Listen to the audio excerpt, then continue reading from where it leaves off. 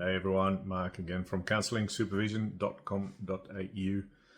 Yesterday I was teaching at uni, teaching COU 265 at my local uni here, which is strength-based approaches, and we were talking about double listening.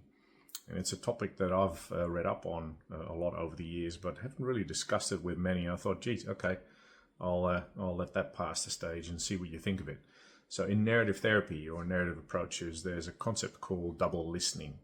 As a practitioner, as counsellor, we always listen to the client's story, obviously, and apply our person-centered micro skills to that. But what narrative therapy also says is that we want to listen for the story underneath.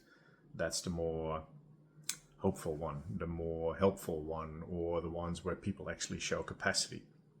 So double listening is this skill that we can develop as counselors by listening to the client's story, but also being very aware of language that indicates capacity or that indicates competence.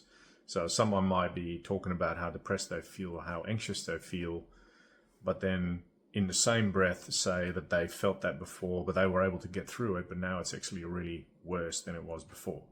Now you hear all that and you reflect on that and paraphrase and whatever else. But what you want to do as a counselor is take note of the fact that they just told you that they got through that.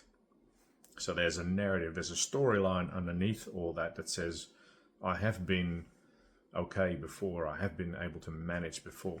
So double listening is this listening for what narrative therapy would call the thicker storyline, the more helpful storyline that sits underneath. And to then start working with that, because you can. You could easily pick the client up on that and say, hey, I understand how bad this is, you do some paraphrasing and summarizing, but I just want to go back to what you told me a couple of minutes ago. You were saying that you got through this. I'm really curious as to how you did that. What did you do that was different that got you through that really tough time then? So I hope that makes sense. There's way more, there's lots of literature on it, lots of good articles to read. But as a counselor, we always want to do this double listening, because we don't, we probably miss a couple of cues within the client's words that could indicate that they are capable, that they are competent, that they can actually sort their own stuff out, that there is a solution to their problem that they've lost sight of, but is still there inside them. So I hope that helps. Look it up, double listening, narrative therapy, or strength-based approaches, double listening, and read up on that stuff and start making that part of your skill set.